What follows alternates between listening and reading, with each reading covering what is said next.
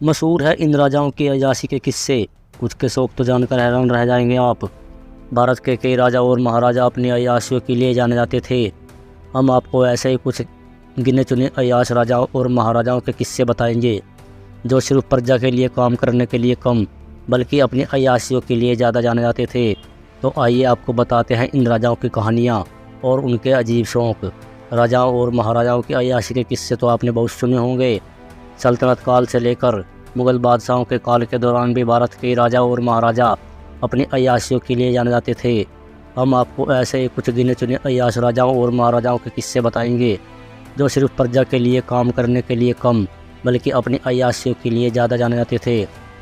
इन राजाओं और महाराजाओं की अय्याशियों का जिक्र कुछ इतिहासकारों ने अपनी किताबों में भी किया है।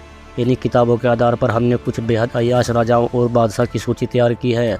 तो आइए आपको बताते हैं इन राजाओं की कहानियाँ और उनके अजीब शौक़। महाराजा भूपेंद्र सिंह इस सूची में पहले स्थान पर है। महाराजा भूपेंद्र सिंह। दीवान रामदास की बुक महाराजा में भूपेंद्र सिंह की अय्याशी का वर्णन है। इस किताब के अनुसार भूपेंद्र सिंह सुंदर लड़कियों के बहुत शौकीन थे।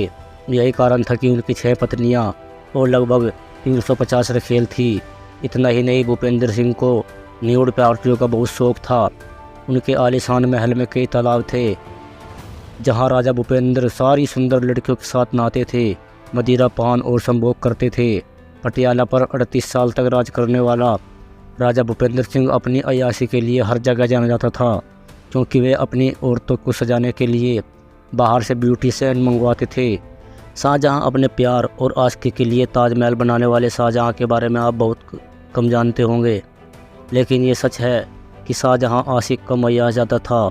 मुमताज़ की याद में ताजमहल बनाने वाले शाहजहां ने मुमताज़ से 14 बच्चे पैदा किए थे। इतना ही नहीं, शाहजहां ने मुमताज़ के मरने के बाद 8 शादियां और की थी।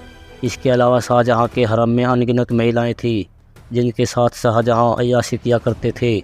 अलाउद्दीन खिलजी।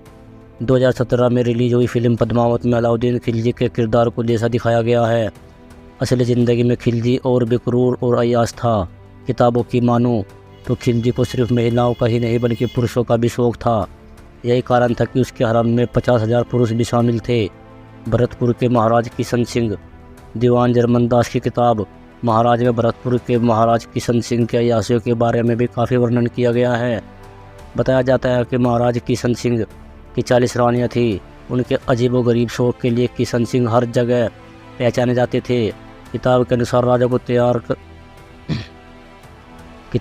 राजा को तैरने का बहुत शौक़ था। इसके लिए उन्होंने एक गुलाबी संगमरमर की झील बनवाई थी जिसमें चंदन की लकड़ियों की सीढ़ियाँ लगवाई थी।